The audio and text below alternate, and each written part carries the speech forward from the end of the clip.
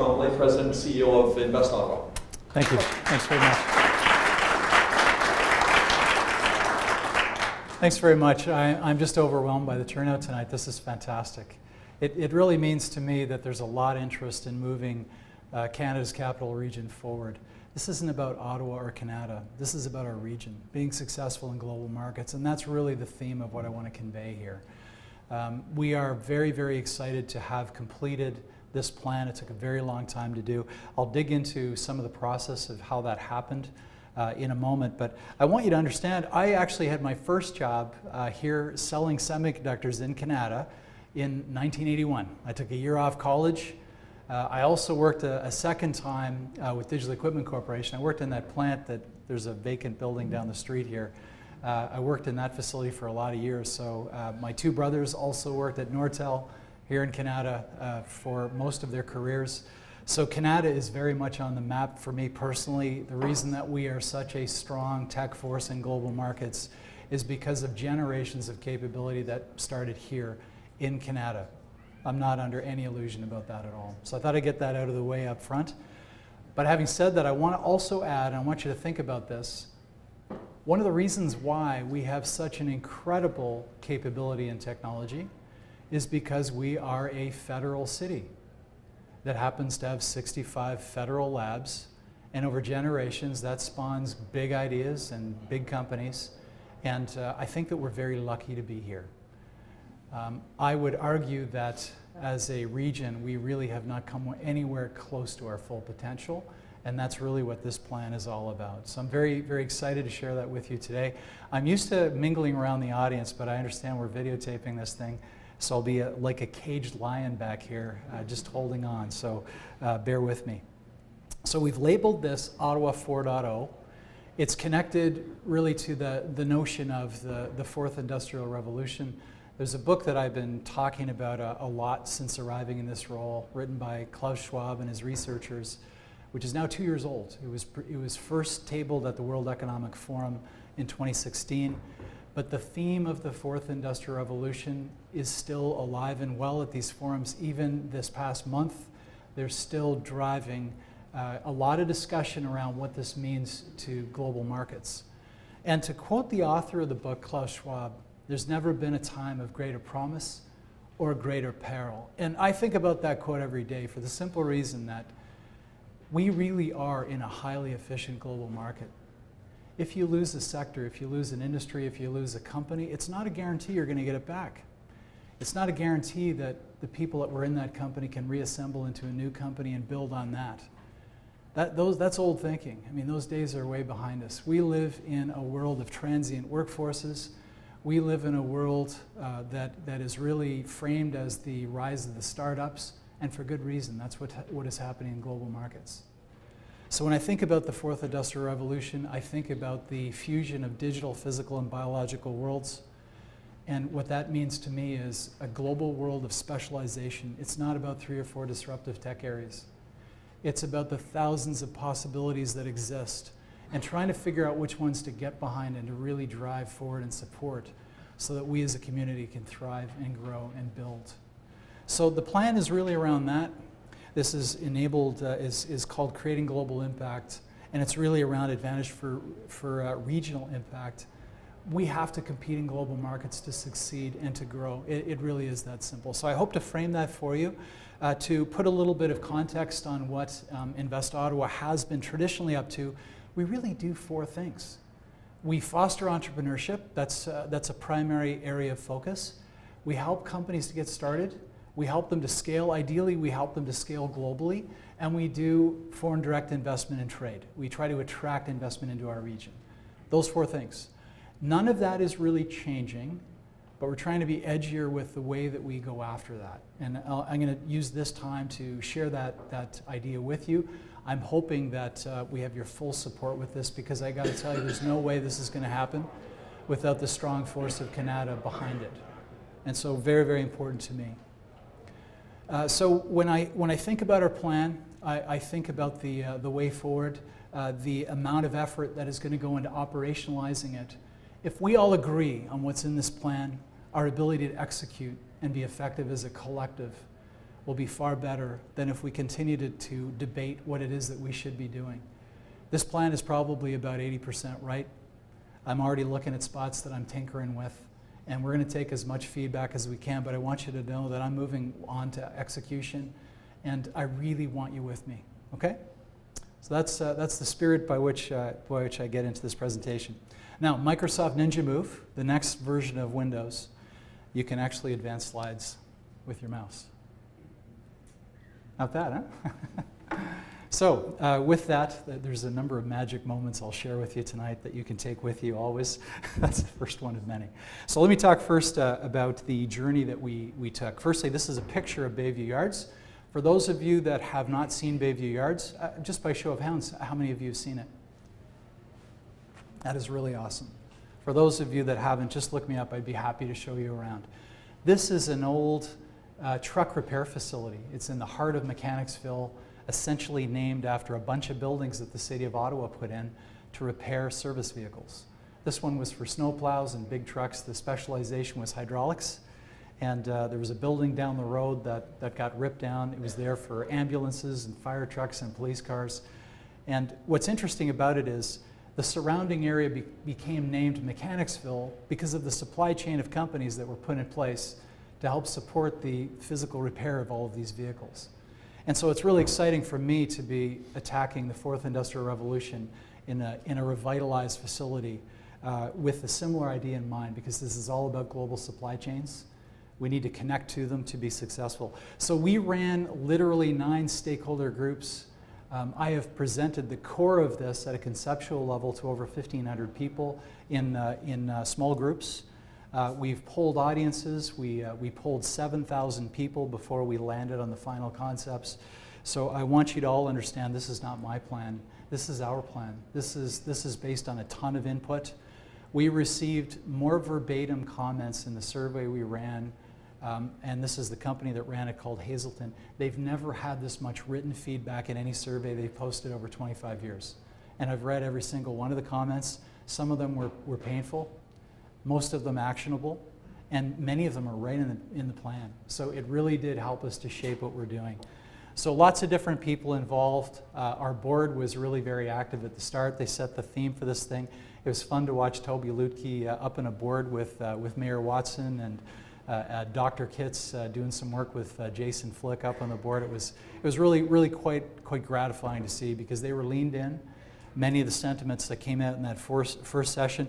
This was the first day we actually had this graphic put together by an artist.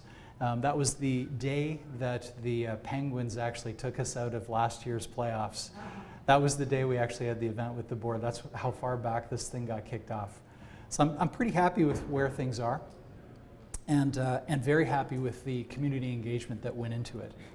Now, I want to tell you a story that there'll be a few things that'll be a bit repetitive from last fall, but I want to tell you a story that I think will help to bring together why we should all care about this. So it starts with an event that happened in Canada last month, where we saw the last of the Sears stores shut down in the country.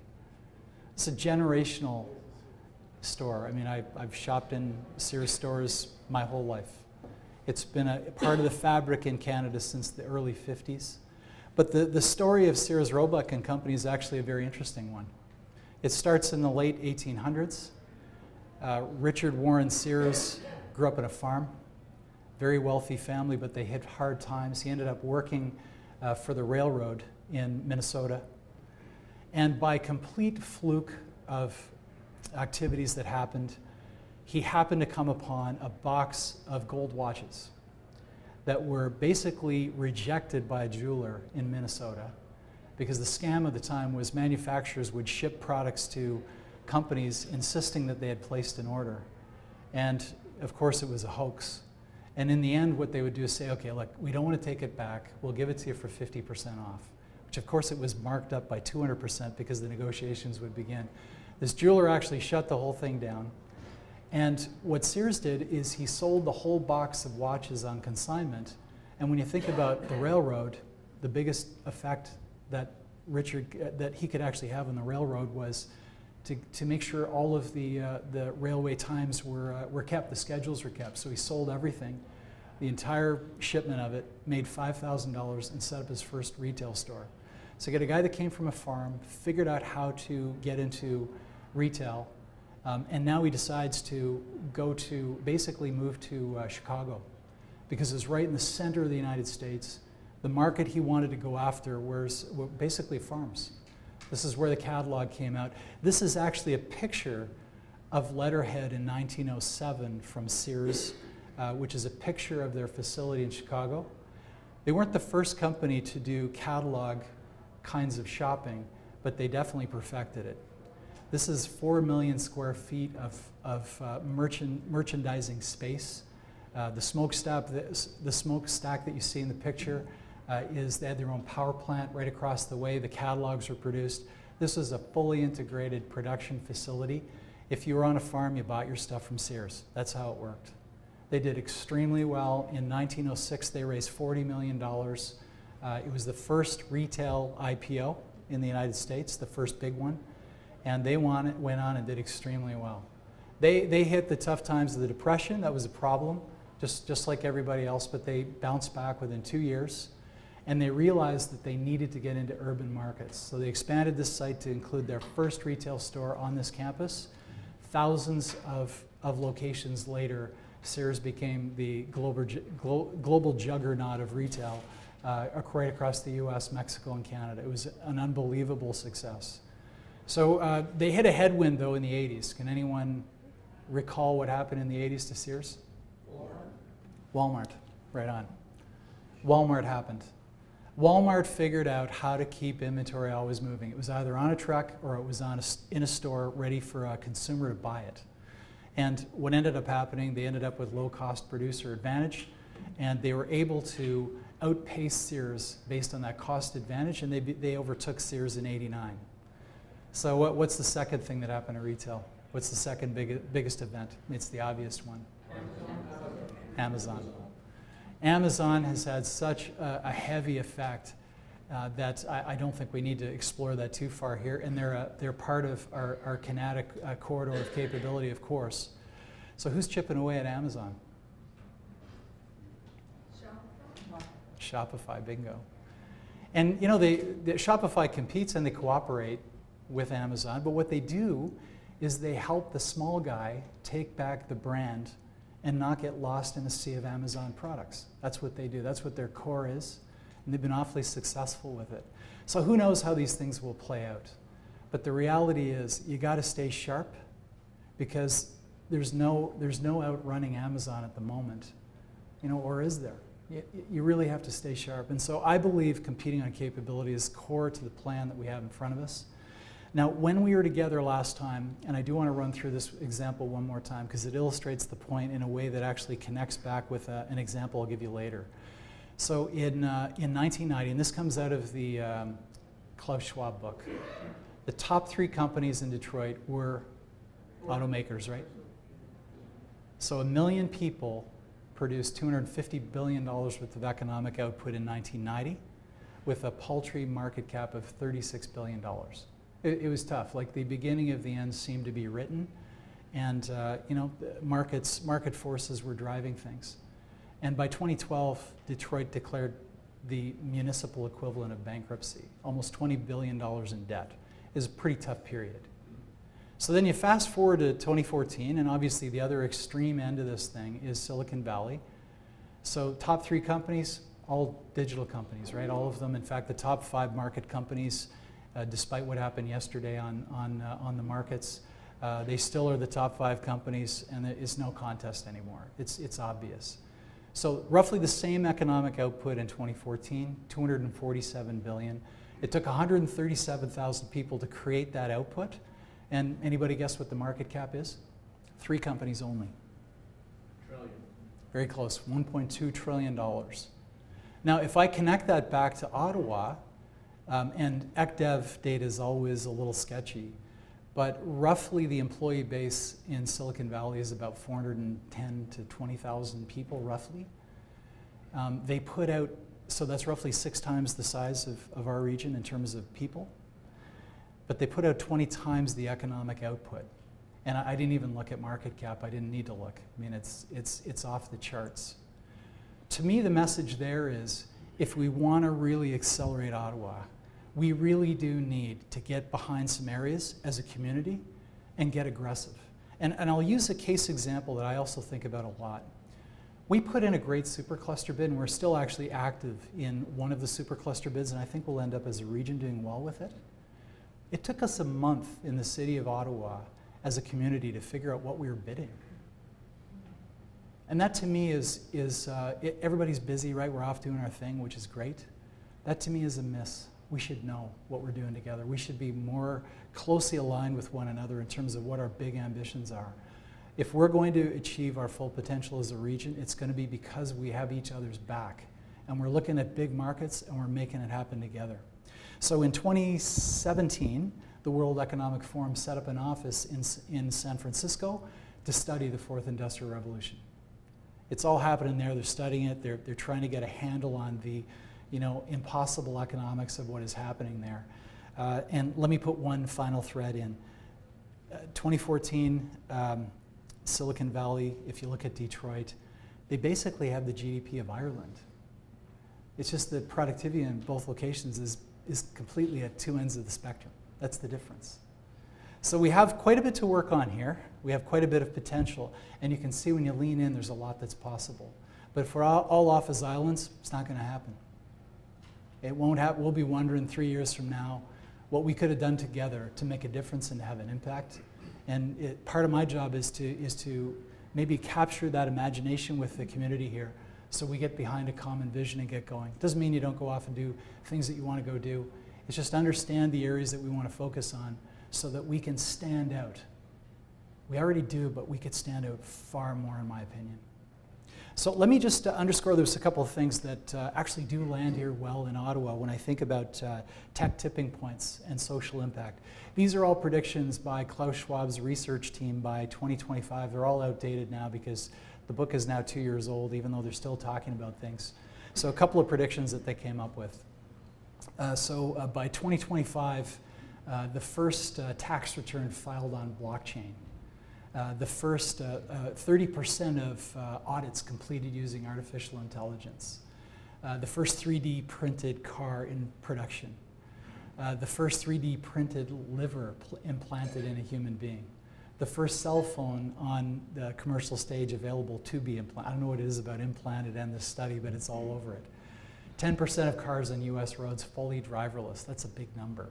And in our region, that's a big deal. The first city of 50,000 inhabitants and no traffic lights. So you see where it's going. I mean, we could predict a lot of things, but a lot of these things you're already seeing very viably happening, and I think you all see it because you're in the center of a lot of this technology that goes into these, life-changing events. You think about the social impact of some of these changes, and it is off the charts. So I share this because I think that we can participate in many of these, life-changing moves that will happen. I think our city is well equipped to punch way above our weight, and I think we generally have been, but I think we could do a whole lot more.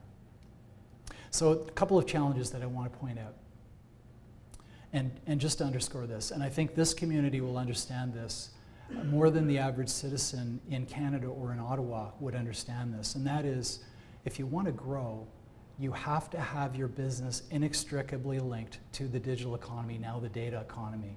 You have to. That grows jobs. If you're in a legacy area, at best you're going to be growing at 1%. It's not a good prospect to stay there. You are a sitting duck for most industries, not all, but for most. Sheep herding is now tech. It just is. And so a couple of stats I'll share with you. So between 2010 and 2016, the compound annual growth rate of the G20 countries for digital economy was 10%. The rest is like nothing. There's like no growth.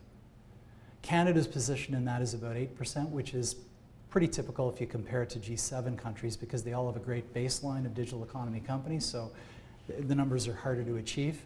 We're being leapfrogged by a lot of countries that you may not have thought would be in the game. So the digital economy portion of global GDP in 2015 was 22.5%, and by 2022 by 2020 will be 25%, so a quarter of GDP. It's climbing. It doesn't matter which study you look at. If you are not connected to digital economy, you're not growing. From my small team's perspective, 1 unit of work that goes into digital economy companies generates 2.5 jobs. 1 unit of work that goes into a legacy company generates 1 job. That's how stark the difference is. And there's plenty of statistics that can back that up, whether it's Sloan, MIT, you pick it, it's been studied ad nauseum, the debate is over. So the good news for us is we're pretty well positioned, aren't we, if we choose to be. So, and let me talk about that a little bit. Definitely not doom and gloom for Ottawa. Our city is extremely well equipped to compete here. You may not know this, but we have 27,000 STEM students in the city of Ottawa. Any guesses on how many STEM students there are in all of Canada right now enrolled? 124,000. Think about that. We have an enormous amount of creation of capability right here in the city that we need to tap into more. We need to be more aligned with, and we need to help steer in terms of what we need as from an industry perspective. That is significant. We really are well equipped. We have, the days that I worked at JDS Uniphase was around 99, 2000. And for those of you that worked in comms sector at that time, you know what happened next, right? It was a pretty miserable period. But what's different now is comms actually isn't our biggest sector anymore. It's actually software, followed by comms, then defense and aerospace, then clean tech, then life sciences, and then digital media. And so we have a resiliency built into our city and an ability to tap into those specialized markets because we have diversity of tech capability. And we have diversity of tech employees. 27% of our tech community are female. That is the highest in Canada. That is a big deal. It's not great, but it's something to build on. And it's something we're recognized for. So I feel like we have a ton to work with. We have in our backyard the single largest customer in the country, which we haven't taken advantage of yet, and we are working towards doing that. And I happen to believe that one of the big business opportunities in the world is staring us right in the face. It's the $3.5 trillion government modernization marketplace. We are so well equipped to help the government modernize that we just haven't put the time in. We need to now, and we plan to. So when I look at the opportunity we have in the city of Ottawa, we are really in a good position. We just need to get aligned. And so the vision that we have is simply this. It's really around enabling Ottawa, our region, to achieve its full potential. And I see that at the innovation level, like global recognition on innovation, but not for where innovation is today. We need to be leaders. We need to have a point of view on where the puck is going. We need to really think about the future and have a position on that and stake our claim on that. And I really believe that's important. And I make the note here, the best place to work and live. We've already been acknowledged by foreign markets that way. So Expert Market out of Dallas looked at the 10 top hubs in the country. They see Ottawa as the #1 tech hub for 3 reasons. Number 1, we have the lowest cost of living of the larger centers.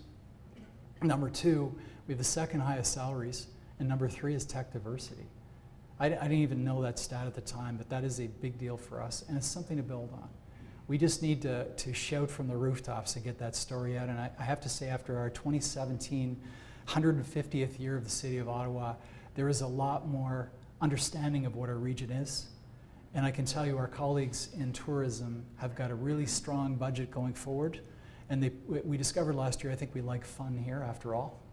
And we've decided to keep going. So the plan is to keep going hard at tourism, but we need to couple that with our commercial ambitions and get that out on the world stage. And I really think that that is how we achieve our full potential as a region. So the mission we have, the bottom paragraph is what I said at the outset. It's the 4 things we have traditionally done. We'll continue to do those things. But I see us focusing in a way where we are deliberately going after specific areas where market-led innovation and disruptive tech collide, not chasing tech for tech's sake, but solving big world problems. And I'll use an example a little later on autonomous vehicles that I hope that will really land with you, because you're all connected in some way with what is happening there. And it's definitely captured the imagination of citizens across the city of Ottawa. So this idea of long-term economic growth, from my vantage point, it's all around high-value jobs. And the definition for me on high-value jobs are jobs that don't come and go, jobs that are connected to long-range supply chains that have life to them. That if we invest in it, they'll stick in the region and help us to draw more jobs to our region and help us to grow in a very, very effective way. We were disappointed when Amazon HQ2 didn't land, but to be honest with you, we're also very, very happy that we have such an asset here in Ottawa. And I can tell you, we were not planning to give the city of Ottawa to Amazon or anyone else. We were offering talent and we were offering the advancement of infrastructure, nothing more. We don't have to offer any more. We have a great core to us.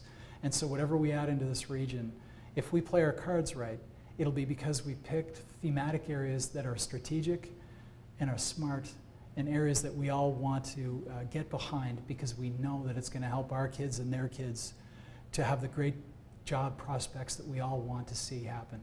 So I think that those are critical parts of this. So if you get the vision, the mission right, and you understand the landscape, then it's really all about execution. And so we've created 4 concepts, and I did share these 4 in the fall with all of you. I'll share with you how we've repivoted them towards strategic objectives. So the first one is called Cradle to Great. Cradle to Great is simply about being operationally excellent at what you do, about ensuring that we really are providing quality programming. If somebody has a great idea, whether they get supported by Invest Ottawa or Algonquin College or Ottawa U or Carleton or La Cité, I don't care. I just want the idea to get covered. But I also want to make sure if it's a bad idea, we tell them early and we steer them in a direction to get them back on track. You're all smart business people. You know a bad idea when you see it. Give some coaching. It doesn't all have to be done in one location, and it would be silly for me to think that we could do all of that at Bayview Yards. It's not going to happen. Lean in. Understand what they're doing. Give them the coaching and the mentorship. I want to have great programming at Bayview. Part of that is to have great coaches and great programming, but a big part of that is having great prospects. And we have a lot of work to do as a region to make sure we cultivate it, we build it, and we target it. And so the idea of Cradle to Great is in and around that. Future Ready, I spent a whole career working for just big multinationals, so I'm learning a lot. It's been a great ride for me this past 11 months. But we always had research and development departments. Most of the companies I meet, that's typically the founder. Are they looking around corners? Some are. Some are actually, really, really incredibly plugged into where things go. But they'd be far better off if they were connected to big industry and post-secondary research. And we spend $350 million a year on STEM research in the post-secondary institutions. You may not have known that, but these are assets. And if we connect that to great ideas and we help these companies to look around corners as a community, our hit rate in scaling companies globally will go way up, because they'll be given the proper care and feeding that it takes to make it happen. So third is Innovation Hub, and this is a picture of Bayview Yards. This isn't about me building a big building or advancing a site. This is having a location where we come together to strategize and compete in global markets. And it goes back to the supercluster example I gave earlier. It's around how we come together. It would be foolish to think that innovation would happen in one location in the city. That's crazy talk. It's happening in basements, it's happening in college and university, it's happening in all your companies. It's when we come together and we have those unintended conversations that lead to the biggest ideas to attack global markets is where the magic happens. And so the idea of an innovation hub is part of the conceptual approach we have planned going forward. And then finally, marketplace. The idea of marketplace is simply to connect buyers and sellers. The single best thing we can do for companies to help them along their path to success is to help them to get business in the door, to give them a reference, to give them a cash flow, to make them an investment target. I know we struggle to bring investment money into the city. We got to go chase it all the time, but it starts with value. And value creation is something I think we can all play a big role on. I'm spending a ton of time on this with the federal government, and we have a few inroads there. Big industry can play a role as well. If you need something built, have it built out of our region. We have incredible capability here, and you'll give these companies the experience and the reference they need to have them stand out from the rest of the pack. Okay? So now, I can't execute on the way this is framed, and so we've flipped this to 3 basic objectives that we want to go after. The first one is called, basically is the operational excellence piece. And there's a number of things that we'll do. And I should mention that in the short time we have this evening, I can't go through every part of the plan, but there's a video on our website that is available today. You can see it at your leisure. It actually goes through more depth, and there's a lot more in behind it that's coming that you'll be able to look at and go deeper on. But the first one is around being world-class at operations. Now, part of that is we need to develop a point of view on what we stand for. And we've already kicked off that work with the post-secondary CEOs. We're all meeting next week to begin the work. We've developed a disruptive tech map of around 10 different items that we're looking at. And we're going to develop a straw man for the region that will then draw industry into with a point of view on 3 areas, maybe 4, that we want to get behind. There's tons of talk around autonomous vehicles and cybersecurity. There's some core capability in our region that we want to put to work, but I want to make sure that the theming that we select is something that is a reflection of what we as a community believe in. Because a lot of our programming, a lot of the programming that comes out of Invest Ottawa and Bayview Yards and the post-secondaries will be focused on those thematic areas, like how we're producing talent, what areas, what global markets we go and visit. Do we spend more time in Europe or China or India? You know, it'll really help inform where we spend our time. And so that first strategy against being operationally excellent is critical. We also need to revamp our coverage models. That's the second point in and around being world-class in terms of operations. We really do need to do a good job of that. And so today the way that we do it is we have very well-intentioned and skilled people that lean in and help companies, sometimes in a reactive mode, but we tend to do it at a program level. We don't track companies throughout their continuum of service, and we could do a far better job of actually attacking it that way and bringing those communities together as part of it. And then finally, we really do need to invest in best practices in our incubator and in our programming, and we actually have some very advanced plans on that, so this year will be the year that we change that over and install a new methodology with our Insight Incubator. So the second area is market-led innovation. Now, part of that is in and around having us invest in more industry leadership that we have in our team. That could be part of shepherding groups and being part of bringing those communities together so that we can look around corners as a community. That's not one person, that's not me, that's a whole bunch of people that will come together. So we have already restructured our team to make way for that, and we are working on additional funding to build out our team so that we can actually go really deep on certain markets. Part of that is connected to the theming I talked about a moment ago, but I think very critical. The second part of what happens in market-led innovation is codifying the market in a far better way than we've done before. Previously, we would work with students. We'd send them out to interview companies. They'd have clipboards out. They do a decent job of codifying what's happening in the marketplace. We're moving towards using big data resources to be able to assemble it as best we can and creating a marketplace where we can post opportunities. So if you're big industry or government, we want you to know what is available in our market, and we want you to post your business problems. And we have our community actually come out and give you some opportunities to engage them. They can build their business while you build yours. So that's a critical part of what we want to do. And finally, in this area, the expansion of Bayview Yards is well underway.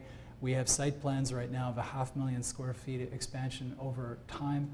Bayview, there's 16 acres worth of capability there that we can work with. It's a gift to have that so close to the downtown core.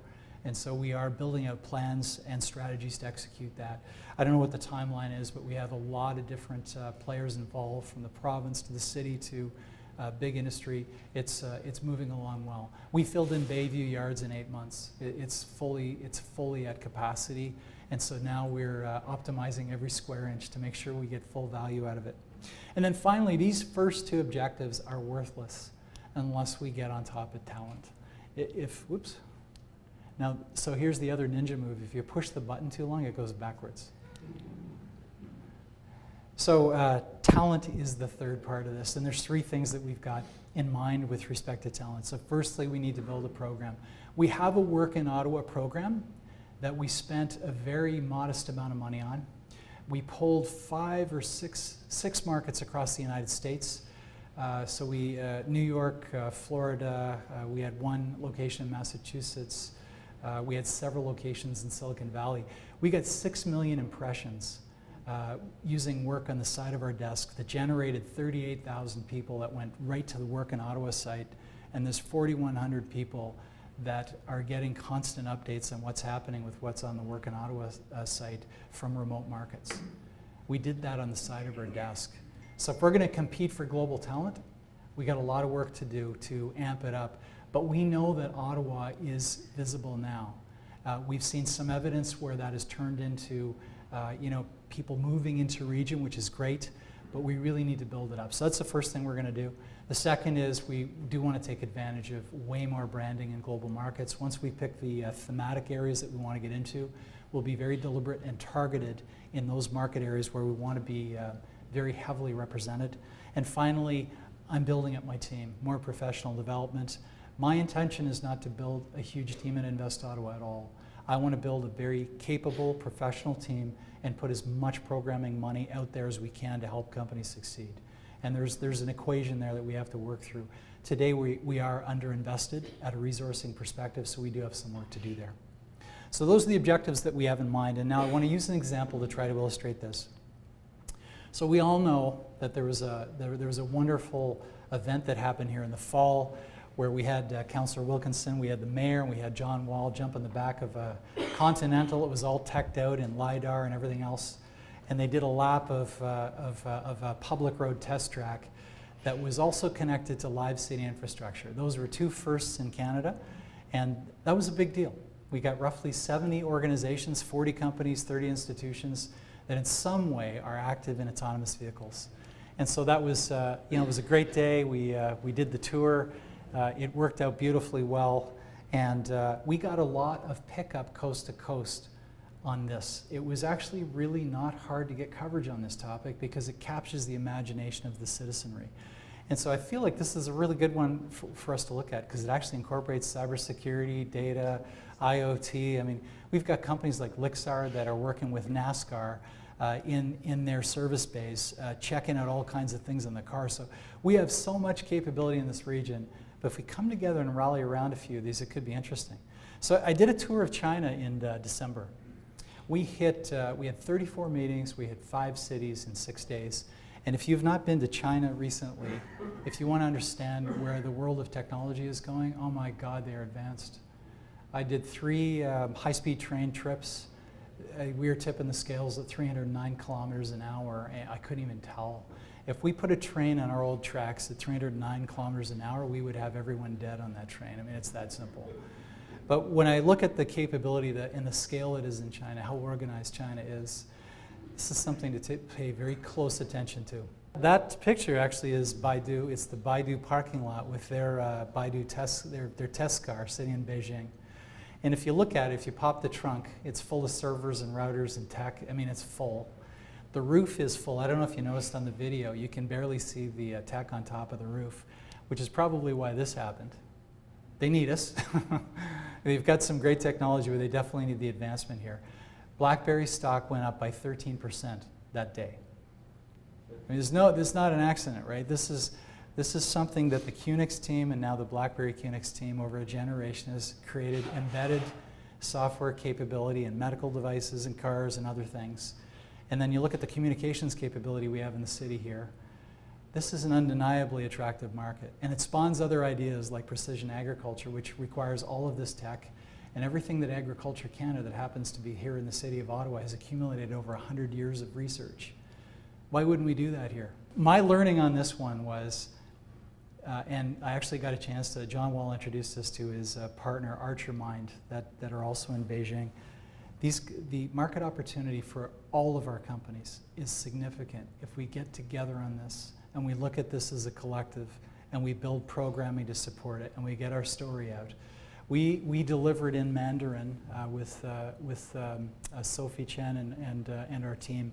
We had Celtic House and GCI. We opened an office in Hangzhou that week. They opened an office in Hangzhou. And we went over to a table in the room where this office was opened, and they were doing a tech park expansion. And I looked at this thing and I said, just how big is this park?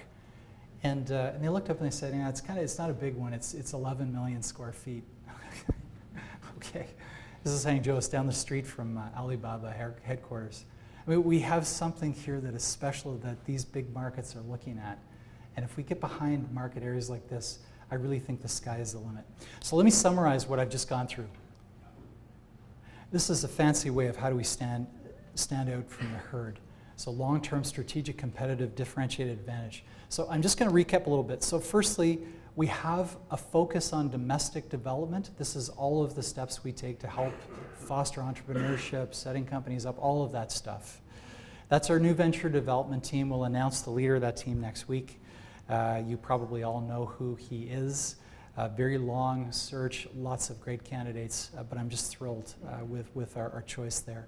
And then we look at the other part of what we do, and this is uniquely Ottawa. We do foreign direct investment and trade as well as domestic development. There's an advantage for doing this, and I'll express that in a second. So this team does foreign direct investment and trade. They do business retention, expansion, all of that work. And we're now asking this team to own global expansion. So it's a shift that we're making in our model, in our focus. We need the factory of venture development to build more companies with all of you, with our post-secondaries, that can physically go global. And we need our global expansion team to take as many of them with them on their foreign direct investment attraction trips as they can to help them be global. And so at the core of our plan is those concepts. And if we're smart about, we pick 3 or 4 areas of disruptive technology and where that collides with market-led innovation.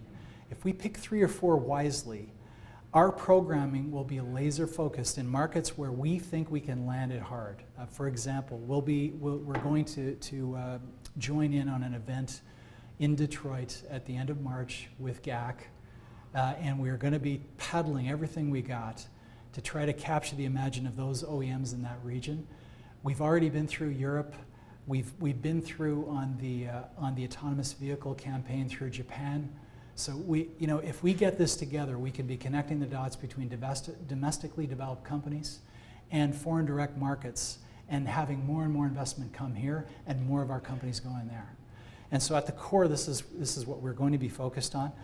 We also want to help digitize Main Street, and there's many examples in the city of Ottawa. I mean, for goodness sake, any bricks and mortar company, if they're not going Shopify, we got to get them there. We got to coach them to go with Shopify, get onto their e-commerce platform, and just try it. We have other organizations like La Maison d'Or who have actually are about to open a new company that is called the Legacy Chip, that allows you to take a chip technology, attach it to a family heirloom, and be able to look at the story on your smartphone. Only a jeweler would come up and understand the importance of a valuable like this. And this is a jeweler that's transforming. This is a generational business that was started by Brent's parents, and now he's moving it forward. He's going to keep retail, but he's going to go off in this new area. There's probably 1,000 opportunities like that right now that we could pursue. And everyone here in this room, I think, could help foster that kind of thinking.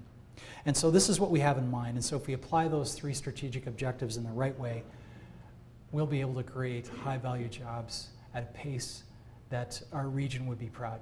And that is really what we're after. And that, ladies and gentlemen, is our strategic plan in a nutshell. I do want to make just a couple of other quick points. These organizations spend a lot of time with us at Bayview. We get a lot of in-kind and we get a lot of cash from them. We generate now about $400,000 worth of funding each year, funds, in addition to in-kind, that goes directly into programming. All of the early stage training we do at Bayview Yards is done by volunteers. It's done by volunteers. It's done by the best accountants in the city, the best lawyers. We've had a blockchain event run for early stage companies to get a taste of it. All of that is done by volunteers. 5,500 students go through that during the course of the year as they're thinking about planting their business. It happens because we've got companies like these ones that are leaned in. As we expand Bayview Yards, there'll be way more opportunity to attract big tech. And that is definitely an ambition that I've got in mind for the site. We don't have enough unintended collisions with big tech companies, and part of that is the capacity of Bayview is too light to support it. And so we are moving very aggressively to doing that. As we get the themes built, it'll inform which partners we're looking for to land here and to go hard with us in global markets. And so I wanted to make sure I conveyed that to you. The ambition we have is to not be hanging off the public purse. Our ambition is to be partnered with public money and private sector money, because if we're all in, and if it's connected to commercial outcomes, we'll all stay in. Thank you very much, ladies and gentlemen.